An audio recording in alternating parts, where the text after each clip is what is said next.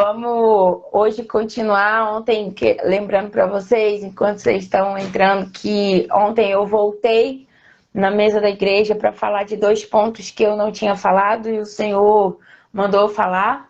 Como vocês já sabem, é Ele que manda e a gente faz, independente de organização, cronograma, agenda, planejamento, que for. Então, ontem eu voltei para a mesa da igreja para falar sobre a intercessão e sobre a adoração. E falei sobre a intercessão, falando obviamente no sentido da oração, mas estou enfatizando com vocês, que foi o que o Senhor trouxe a mim para compartilhar aqui na live, que existem várias maneiras de a gente praticar a intercessão. Orando, obviamente, estou repetindo isso, não estou de momento nenhum tirando a questão da oração, mas respeitando alguns princípios, olhando para o outro de uma maneira diferenciada, de uma maneira com amor, de uma maneira madura que vem do céu, procurando sempre salvar o outro e não matar o outro com a palavra, procurando sempre a exortação em amor no sentido de salvar o outro de um caminho de morte, de um pecado. A gente leu ontem em Tiago, no capítulo 5, no versículo 19, 20, no 16 também. A gente falou dos princípios que às vezes a gente esquece sobre confessar os nossos pecados uns aos outros e orar uns pelos outros. E a gente falou sobre resgatar essa confiança no corpo de Cristo, que às vezes as pessoas estão tão machucadas, já foram tão expostas, já se sentiram tão machucadas de alguma maneira, que elas se fecharam e não compartilham mais seus pecados, não só seus problemas, mas seus pecados também. Tem pessoas que já chegaram ao ponto de não confessarem nem mais os seus problemas, com medo enfim, se expor, de se espalhar, por falta de alguém que se sentir confiança no corpo. Então nós precisamos olhar para os dois lados, tanto para o lado de quem se machucou e está com dificuldade de se abrir, quanto para o lado de quem vai receber essa informação, essa confissão, esse desabafo e vai proteger a pessoa. Proteger, que eu digo, não é passar a mão na cabeça, é proteger no sentido de não a condenar, não a expor, mas orar uns pelos outros, orar com essa pessoa, orar por ela, orar com ela, tomar a causa dela como se fosse sua. Não no sentido de você deixar de viver para viver a vida de alguém, mas no sentido da vitória dela ser a sua e também o problema que ela está passando te incomodar a ponto de você querer resolvê-lo, querer amenizá-lo, querer dar um suporte a ela como se ele estivesse acontecendo em você. E a gente precisa voltar a resgatar esses princípios que a palavra de Deus diz, e isso também são formas de interceder uns pelos outros. Também falamos sobre a questão de andarmos juntos, é melhor serem 2 do que 1, e se for 3, melhor ainda. Nós falamos da importância de ter amigos para que possamos, de fato, confessar. Nós falamos a respeito do isolamento. Às vezes a gente opta pelo caminho do isolamento, no sentido de não deixar realmente ninguém se aproximar, ser só a gente e Deus, ou de a gente escolher 1 ou 2 pessoas ali para fazer todo o círculo social da nossa vida. E aí a gente acha que não precisa das outras pessoas, porque a gente já selecionou 1 ou 2. Além da gente colocar uma carga muito grande, uma carga de dependência emocional nessas pessoas, a gente acaba não crescendo, não se afiando, não ganhando amigos, pessoas, nem ganhando maturidade por causa dessa falta de convivência com as outras pessoas. Boas conexões não por interesse, mas por alianças do reino. E a Bíblia diz que Jesus fundou a igreja.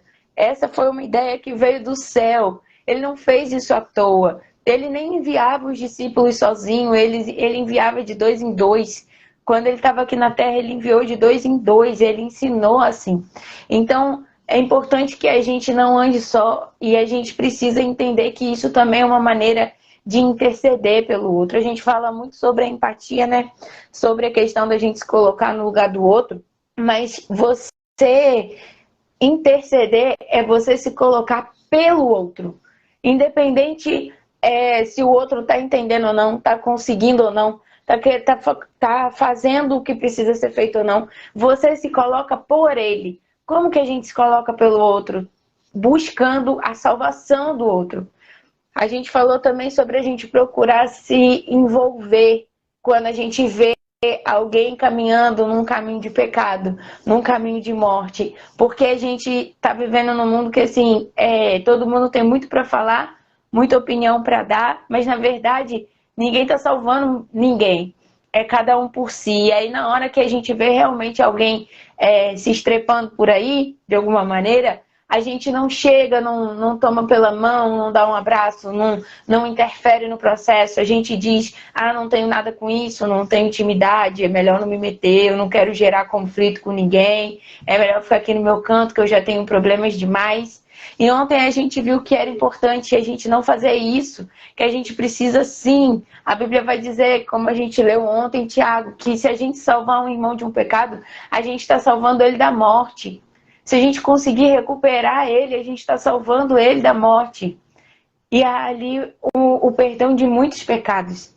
Então que a gente consiga sempre usar, como eu falei ontem, a palavra de Deus, não como ela é uma espada, mas não para matar, mas para salvar.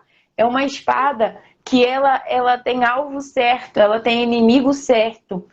E o inimigo não são as pessoas, os nossos inimigos não são as pessoas. O inimigo não é carne nem sangue, o inimigo não é o nosso irmão, que dirá o nosso irmão, né? O inimigo, a Bíblia vai dizer que estão nas regiões celestiais, são potestades, hostes do mal, principados. E é com eles, é com a palavra que é a espada, que a gente vai de encontro a eles, sim. Então, se a gente vê algum irmão sendo preso por alguns desses principados, através dos pecados, através das suas concupiscências, nós precisamos sim interferir. Isso é uma forma de interceder pelo outro. Não é cada um vivendo por si e o corpo vai manchando, o corpo vai adoecendo. Nós precisamos inspirar de novo essa confissão dos pecados também. A gente falou que a gente confessa ao Senhor para ser perdoado. Mas a gente confessa uns aos outros, eu tô meio rouca, tá, gente? Confessa uns aos outros para sermos curados. Então, nós precisamos terminar o processo. Às vezes a gente fica só na parte do processo de confessar para Deus. Por quê? Porque se eu confessar, já viu, né? Ninguém mais vai me amar, não vão me querer mais, vão me julgar, vão me condenar, vão me isolar, vão me excluir, vão me rejeitar, vão falar de mim. E a gente precisa começar a tirar isso, a erradicar isso do corpo de Cristo. O corpo de Cristo não funciona assim. O corpo de Cristo é um lugar de confiança, é uma família. A gente já viu isso também, que nós fazemos parte da família de Deus. Nós precisamos começar a voltar a nos enxergar assim. Nath, mas acontece muita coisa, mas toda família tem problema. A família de Deus tem também. Nós estamos sendo aperfeiçoados para que sejamos completamente como Jesus é, como o coração do Pai deseja, à medida que nós vamos deixando o Espírito Santo nos moldar. Mas nós precisamos entender que nós não podemos, nós não temos mais a autoridade, o direito de falar, não quero mais saber dessa gente, não. Porque nós estamos ligados através do Senhor. E foi o sangue dele que nos comprou. E a partir do momento que você decide se afastar ou se desligar do corpo, automaticamente você se desliga de Jesus. Porque o Espírito Santo está na igreja. E nós não somos igreja sozinhos. Nós somos um corpo. Nós somos parte de um corpo, membros de um corpo. A gente acha assim, eu sou a igreja espalhada na terra. Sim, você é parte da igreja espalhada na terra.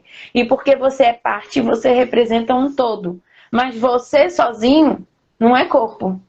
Você sozinho é uma parte de um corpo que se soltou do resto do corpo. E, consequentemente, quando uma parte do corpo é amputada, ela apodrece.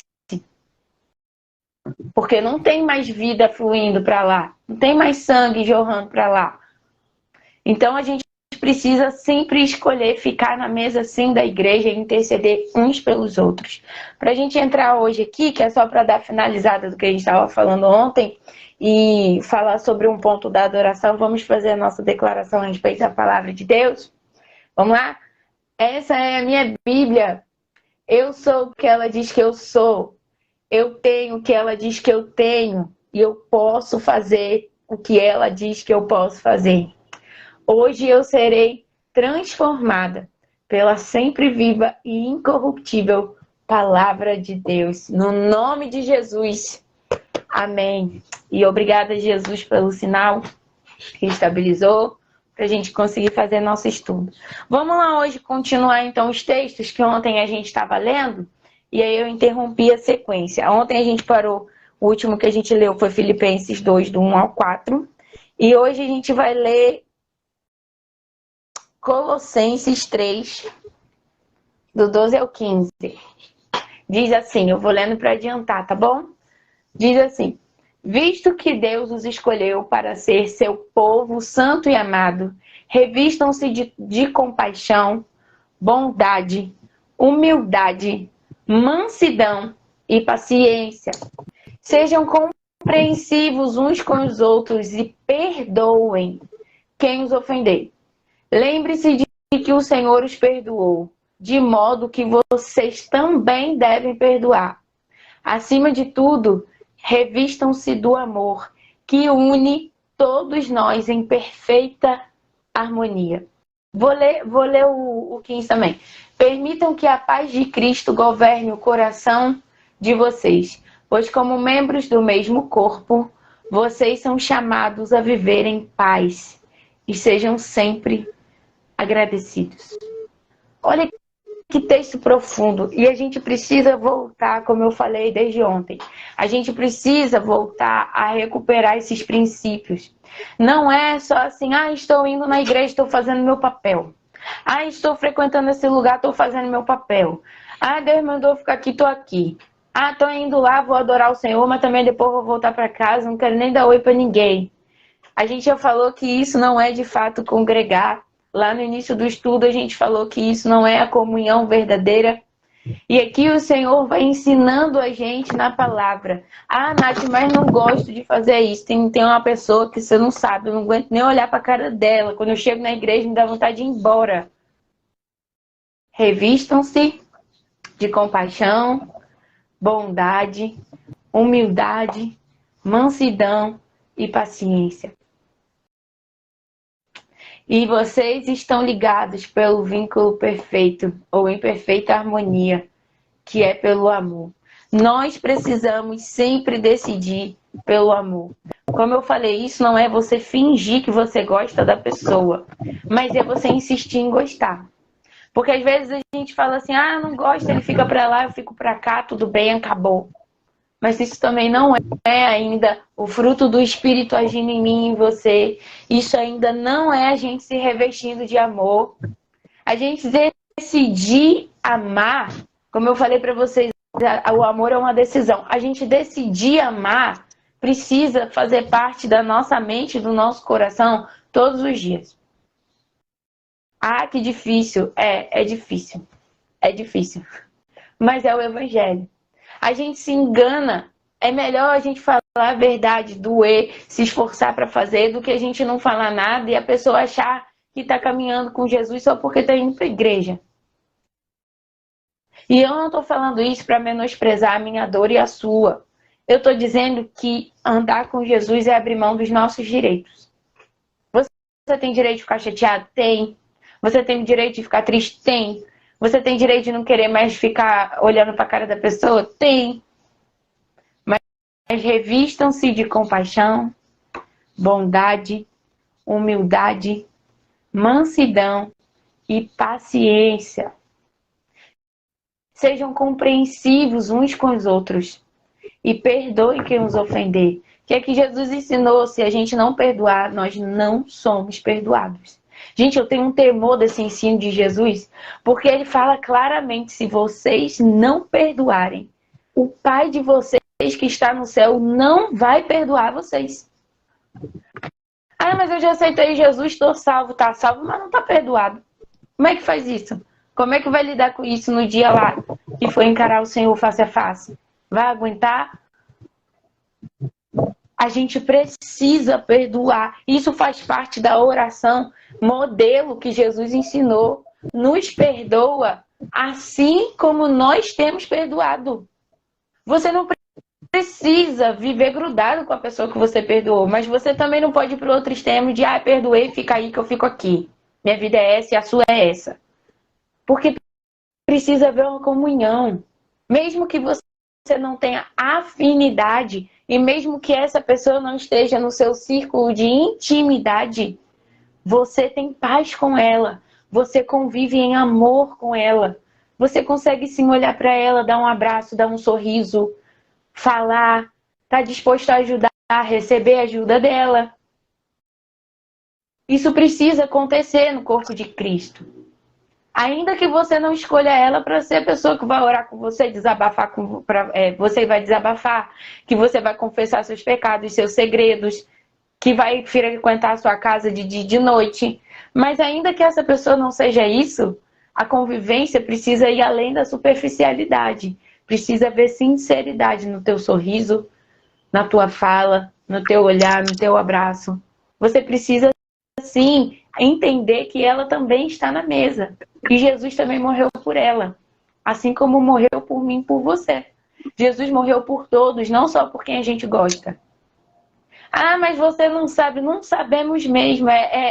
Eu não sei o que a pessoa está fazendo, o que a pessoa quer, o que a pessoa vai deixar de fazer. Eu sei que eu fui chamada para amar, para ajudar ela. E ela andar comigo e me amar e me ajudar. O processo dela com Deus é o processo dela com Deus. Agora, a medida que a gente sobe a régua para a pessoa é a medida que Deus vai subir a régua para nós. Essa é a medida da palavra. Conforme nós vamos julgar, nós julgamos alguém, nós seremos julgados. E aí muitas pessoas falam assim, eu não julgo ninguém, que eu não sou julgada. Mas a Bíblia também diz, eu não vou entrar nisso agora em outra parte, que nós devemos sim conseguir julgar os de dentro. Não é julgar a pessoa, é julgar o comportamento. Assim como diz para não julgar o profeta, mas julgar a profecia. É para julgar o que está sendo feito. Trazer a luz para que haja conserto, reparação, perdão, cura, salvação. E a gente faz isso como uma família, não é para dizer, tá vendo que eu falei? Tá vendo que eu estava certo? Sabia que isso aí não prestava. Não é sobre isso. Porque se um irmão seu não está prestando, você já percebeu que ele veio do mesmo pai que você? Você precisa fazer ele entender que ele tem um pai que é diferente do que ele está sendo. E você, como irmão que já entendeu isso, precisa trazer ele para perto. Essa também é uma forma de interceder por alguém.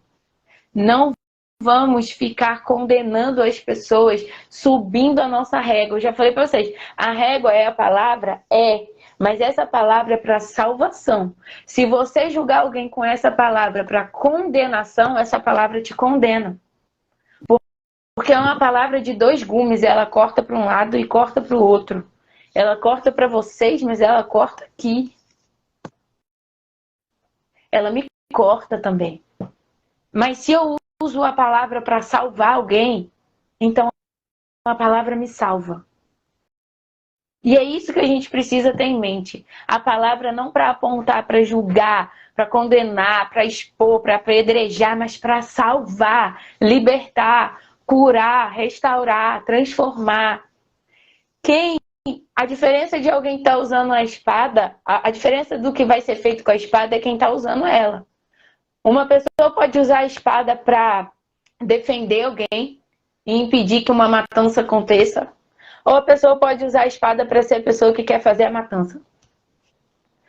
Nós precisamos entender, como Jesus disse para João, você precisa discernir o espírito que está em você. Não é um espírito de destruição, é um espírito de salvação. E essa é uma forma da gente interceder pelos nossos irmãos. Salvação e vida, não destruição e morte, ok? No próximo texto, em Mateus 5, 22 a 24, abrindo aqui... Aqui. Eu, porém, lhes digo que basta irar-se contra alguém para estar sujeito a julgamento. Quem xingar alguém de estúpido corre o risco de ser levado ao tribunal. Quem chamar alguém de louco corre o risco de ir para o inferno de fogo. Isso é Jesus falando, tá, gente? Lá nas Bem-aventuranças, no Sermão do Monte, lá nos 3 capítulos de Mateus, 5, 6 e 7, que falam sobre os princípios do reino. 23. Portanto, se você estiver apresentando uma oferta no altar do templo e se lembrar de que alguém tem algo contra você, veja bem, não é que você fez alguma coisa contra alguém, é que alguém tem algo contra você. Deixe sua oferta ali no altar.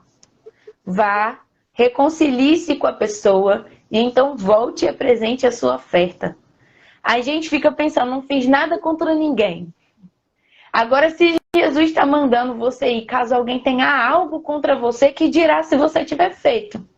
E às vezes a gente está lá e essa oferta é sim a oferta financeira que a gente dá ao Senhor, são os nossos dízimos, é a nossa oferta ali, mas aqui está falando especificamente da oferta, mas o seu louvor é uma forma de oferta.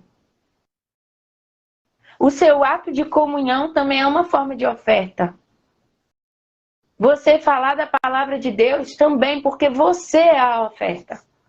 Não é sobre as coisas que você dá para o Senhor. A gente tem falado isso. É sobre quem a gente se torna diante de Deus.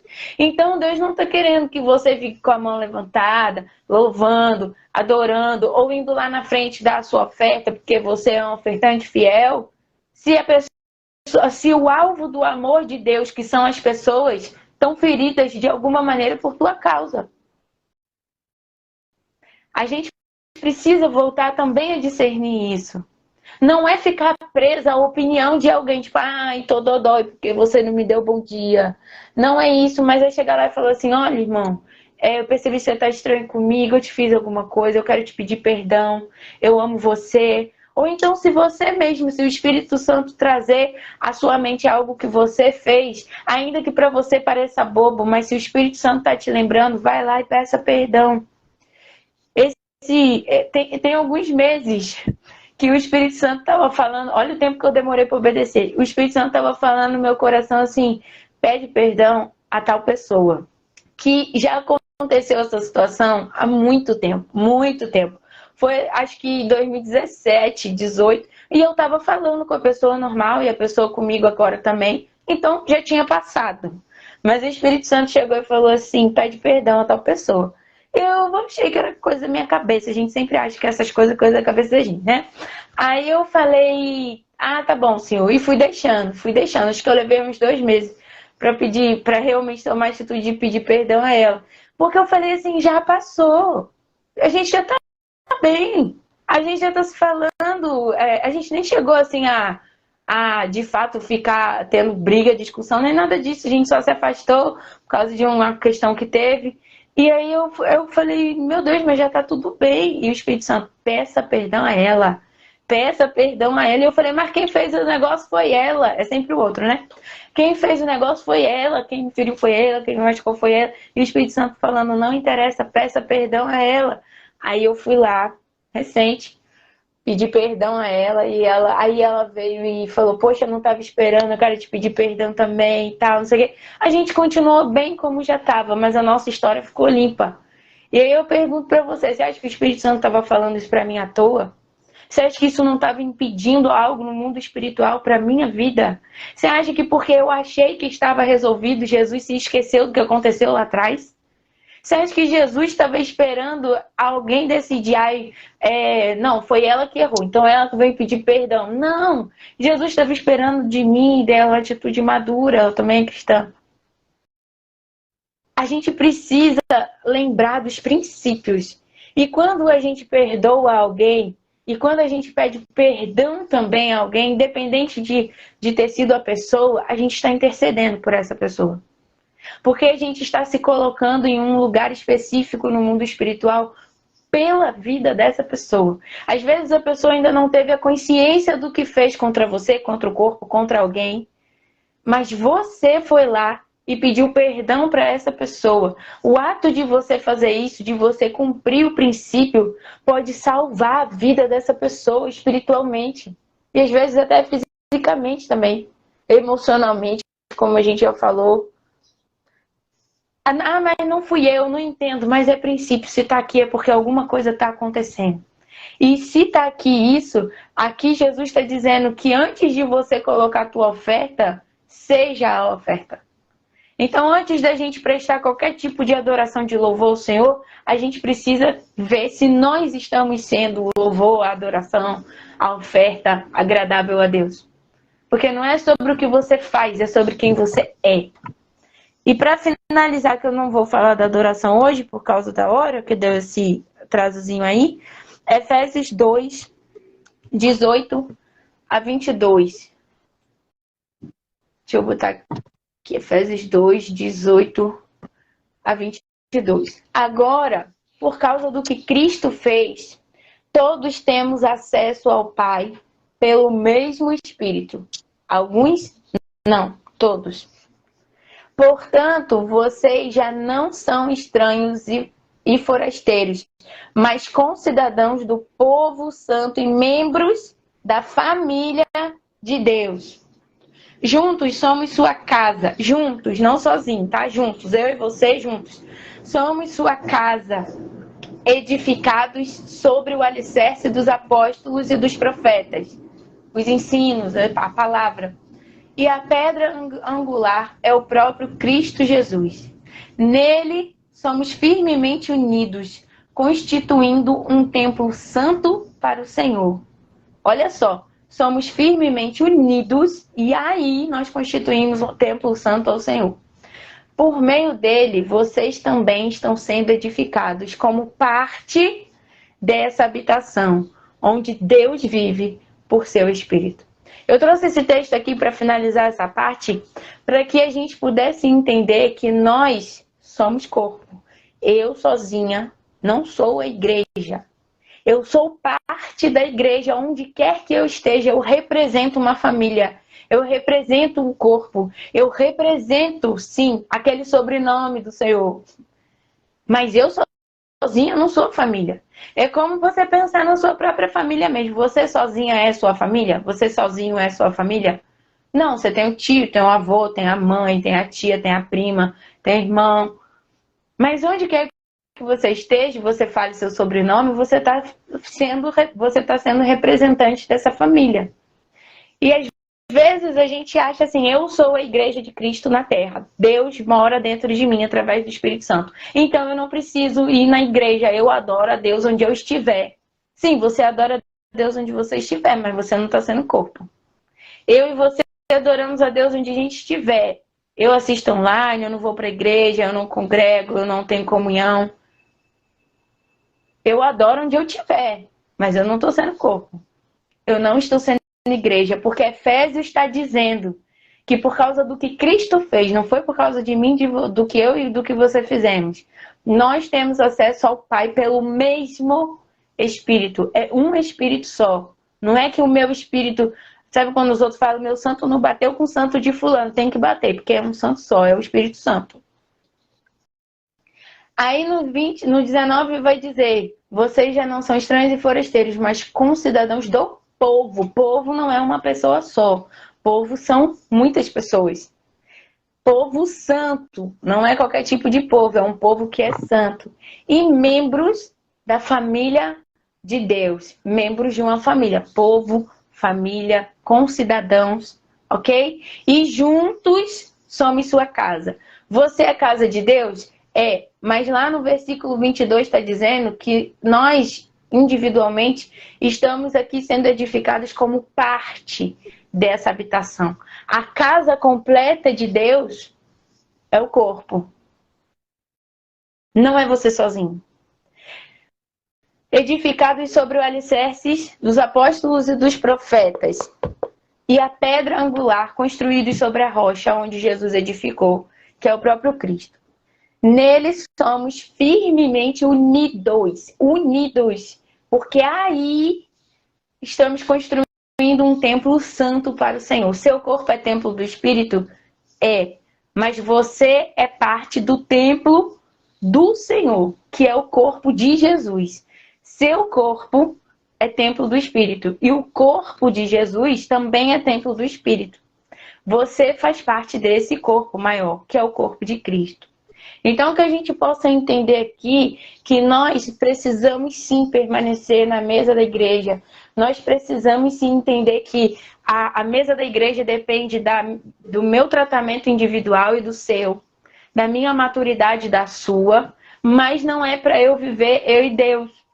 É para eu fazer parte do corpo. Porque é ali que habita o Espírito Santo no corpo de Cristo. É por isso que tem manifestações do Espírito que só acontecem na igreja, na congregação, que eu quero dizer, no corpo, na comunhão. Assim como tem manifestações que só acontecem em você, no seu quarto em secreto. Então se encha no seu quarto em secreto para quando você chegar no corpo, você ser parte abundante e viva desse corpo. Para que todo o corpo se movimente com o Espírito Santo. Eu e você precisamos resgatar isso. Eu sou igreja, você é igreja, mas na verdade nós somos parte dela, representante dela. Eu sozinha não sou igreja. Você sozinho não é a igreja. Você é representante, você é embaixador do reino. Mas a igreja é o corpo.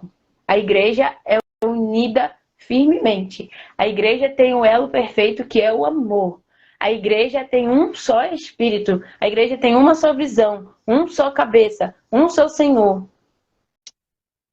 E a gente precisa trazer isso, porque nós somos o povo. Nós não somos os sozinhos de Deus. Nós somos o povo de Deus. Isso tudo é uma maneira da gente interceder uns pelos outros e ficarmos na mesa da igreja, para que a gente não se levante dessa mesa e faça como está em Hebreus 10, 25, que é para que a gente não deixe de congregar. Eu já caí nessa armadilha mais de uma vez. Na verdade, é aí que eu geralmente caio, porque quando o ambiente está um pouco desconfortável para mim, eu tendia a sair. E aí o Senhor me amadureceu e agora eu entendi que não é assim, que a gente precisa suportar, amadurecer, amar e transformar o ambiente, porque eu sou parte de um todo, de um corpo que é do Senhor. Amém?